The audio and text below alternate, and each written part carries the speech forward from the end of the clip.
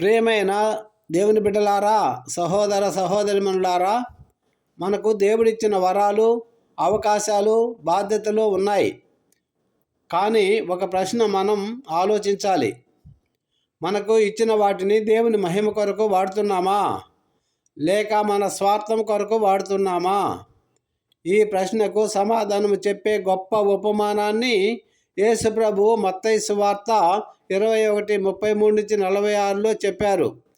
ఈ యొక్క పూర్తి మెసేజ్ను పెద్ద వీడియోలో వినండి. ఉపమానం వివరణ. యేసు ఇలా చెప్పారు: ఒక గృహస్థుడు ఒక ద్రాక్ష తోట నాటాడు.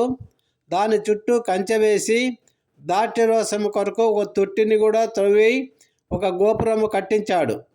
తరువాత ఆ తోటను కాపురులకు అప్పగించి విదేశానికి వెళ్ళిపోయాడు. పండ్ల సమయం వచ్చినప్పుడు తన సేవకులను పంపించాడు పండ్లు తీసుకురావడానికి. కానీ ఆ కాపురులు ఏం చేశారు? ఒక సేవకుడిని కొట్టారు, మరొకరిని చంపారు, ఇంకొకరిని రాళ్లతో కొట్టారు. అయినా యజమాని ఆగలేదు. ఇంకా ఎక్కువ సేవకులను పంపించాడు. కానీ వారికి అదే జరిగింది. చివరికి యజమాని ఎలా అనుకున్నాడు: నా కుమారుని పంపితే గౌరవిస్తారు. కానీ కాపరులు కుమారుని చూసి ఇలా అనుకున్నారు: ఇతనే వారసుడు, ఇతన్ని చంపితే ఆస్తి మనదే అవుతుంది అని అనుకున్నారు. అలా చేసి యజమాని కుమారుణ్ణి కూడా చంపేశారు. చూడండి మిత్రమా, ఎంత అన్యాయం!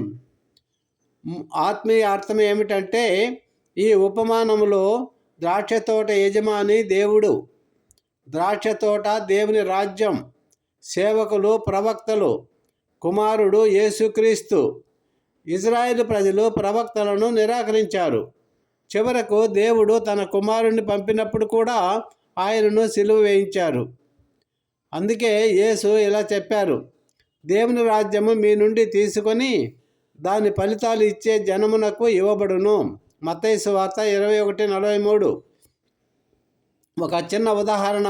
ఒక రైతు తన పొలాన్ని ఒకరికి అప్పగించాడు అనుకుందాం. పంట వచ్చినప్పుడు యజమాని వచ్చి అడిగితే, ఇది నా పొలం అని చెప్పి అతన్ని బయటకు పంపితే ఏం జరుగుతుంది?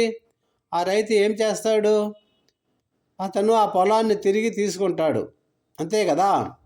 అదేవిధంగా దేవుడు కూడా మన జీవితం ఆయనకు ఫలితాలు ఇవ్వాలని కోరుతున్నాడు. హల్లెలూయా చెప్పండి.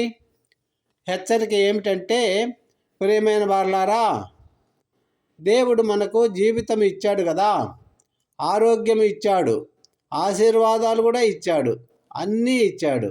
కానీ మనం ఆయనకు ఫలితాలను ఇస్తున్నామా, లేక దేవుని పిలుపును నిర్లక్ష్యం చేస్తున్నామా? ఆలోచించాలి, పరిశీలన చేసుకోవాలి. బైబిల్ చెబుతుంది మిత్రమా, గోడ కట్టువారు తిరస్కరించిన రాయి మూలరాయిగా అయిందంట. మత్తయి 21:42. ఆ రాయి ఎవరో తెలుసా మీకు?